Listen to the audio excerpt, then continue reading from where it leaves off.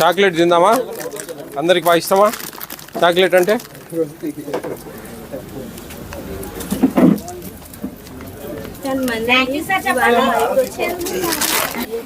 మీ యాప్లో ఎప్పుడు ఎక్కిస్తారు? గవర్నమెంట్ యాప్లో సెల్లోంచి ఈరోజు మరి ఎన్ని గ్యాపులు పెట్టారు? ఈ అబ్బాయి వచ్చి వెళ్ళాడని సార్, మళ్ళీ వస్తాడని సాగానని సార్. వాళ్ళ నాన్నగారు తీసుకెళ్లారండి హాస్పిటల్. ఒకరు ఎక్కువ ఉన్నారు, 7 మంది ఉన్నారు. ఈ అబ్బాయి వీళ్ళకి కూడా వచ్చారండి సార్. మా బాబు దీంట్లో లేరు. వీళ్ళని 6గురేనండి సార్ వాళ్ళు వచ్చిన వాళ్ళు ప్రజెంట్. మిగతా వాళ్ళకు ఆబ్సెంట్ వస్తారా? వాళ్ళు తెలీదా?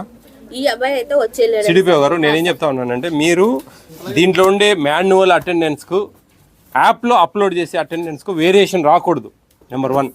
ఇప్పుడు యాప్లోనేమో అప్పుడే ఎక్కిచ్చేసారు, ఇందులోనేమో పెండింగ్ పెట్టారు. అంటే ఏంది, ఎట్లా?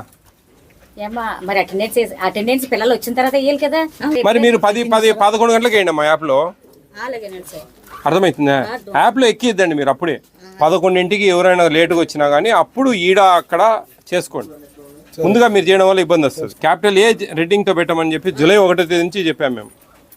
మీ సిరి మేడం దగ్గర నుంచి చెప్పాము, కానీ మీరు పెట్టలేదు. అట్లా ఎందుకని? మర్చిపోతే ఎట్లా? మనం అన్నం తిన మర్చిపోతామా? ఎన్ని మర్చిపోకూడదు. పైనుంచి మేము చెప్తే అన్ని దాదాపు 10% బాగా వస్తారా పిల్లలు? మామూలుగా గతంలో అన్ని 10 పెట్టారు బాగా. వాళ్ళు వచ్చి ఈ అమ్మాయి వేకెంట్ సార్, ఇది వికలాంగురాలు సార్, ఇతను రావట్లేదండి, అందుకని ఆప్షన్ పెట్టారు. ఓకే, చూసాం. అన్నీ దాదాపు 10 ప్రజెంట్లు పెట్టారు. కంటిన్యూ వచ్చారా వాళ్ళు అని? వచ్చారండి సార్. కొన్ని రోజులే వచ్చారు, కొన్ని రోజులు రాలేదండి సార్. ఏ వంట చేశారు ఈరోజమ్మా? ఆయమ్మ సార్ మూగావిడ ఏంటి మెను ఈరోజు? పప్పు దోసకాయనండి సార్, కోడిగుడ్డు కూర అండి సార్. బాగుంటుందా అన్నము? అందరు బాగా తింటారా? గర్భిణీ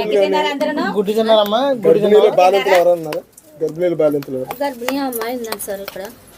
ఫస్ట్ డెలివరీకి ప్రధానమంత్రి మాతృవందన 5,000 ఉంది. ఆ స్కీమ్ కూడా తెలుసా వాళ్ళకి? తెలుసండి సార్, పిలవనండి సార్. వాళ్ళు వచ్చిందా అంటే ఫస్ట్ డెలివరీకి ఇస్తారు, సెకండ్ డెలివరీకి ఎవరు డబ్బులు రావట్లేదు అంటున్నారు. వాళ్ళు ఆ బ్యాంక్ అకౌంట్ తప్పుందను, ఐఎఫ్ఎస్సి కోడ్ తప్పుందను, ఆధార్ కార్డు అలాంటివి ఏమన్నా ఉంటే మీరు రెక్టిఫై చేయలేదు. అయితే ఆయమ్మ రమ్మని ఇట్లా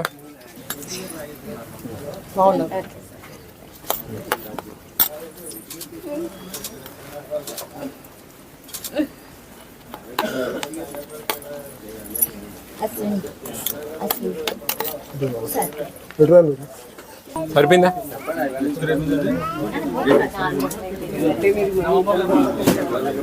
స్టాక్ సరిపోలేదా? ఇచ్చాను సార్, ఎఫ్సిఆర్లో తీయలేదండి సార్.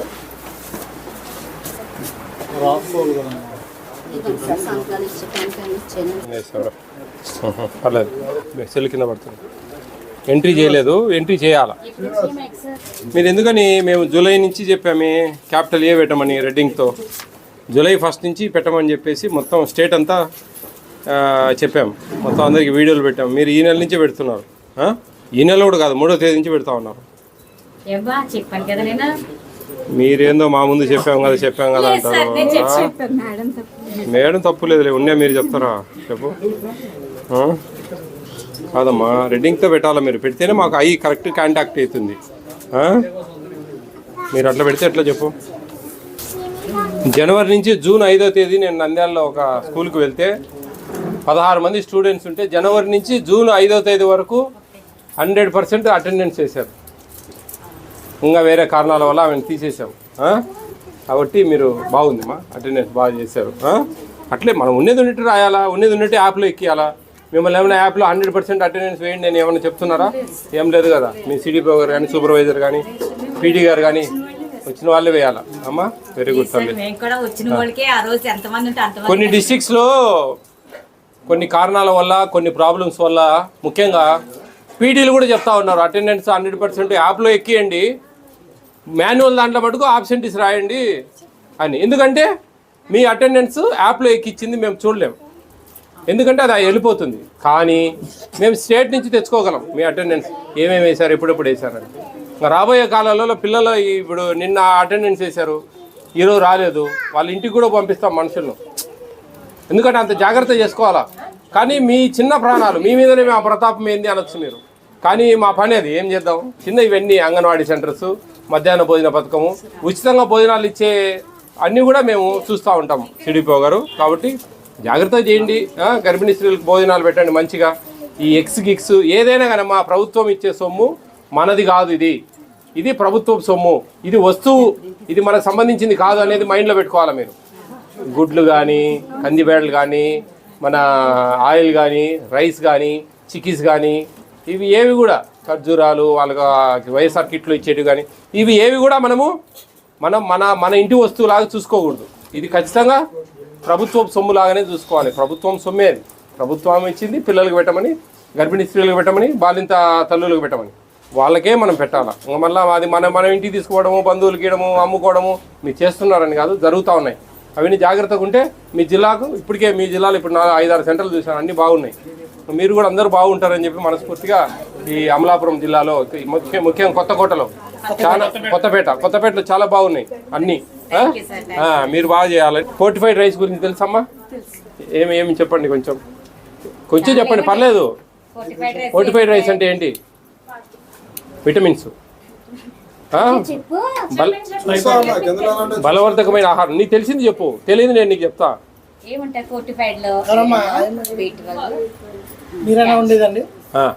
పోలిక్ యాసిడ్ ఇవన్నీ తయారు చేసిన పదార్థం, అది కెన్నల్స్ అంటారు అమ్మా.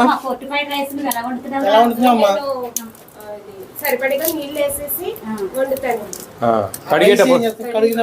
కడుగుతానండి. కడిగినప్పుడు అవి తేలినా కూడా నేను తేలకుండా చేస్తాను. అది మంచిదనేసి సార్ ఎవరో ఒకసారి చెప్పారండి. అది వెన్నుముక, పిల్లలకి వెనకాల వెన్నుముక బలంగా బాగా చెప్తానమ్మా. వెన్నుముక, రక్త ప్రసరణ, మామూలుగా నాడీ వ్యవస్థ, గర్భిణీ స్త్రీలకు పిండం బాగా అభివృద్ధి చెందడము, హిమోగ్లోబిన్ శాతం పెరగడము, ఇవన్నీ టెన్షన్ దేనికమ్మా? మేమేం చేస్తాం? నువ్వు బాగా చేస్తున్నావు, సంతోషం. ఓకేనా?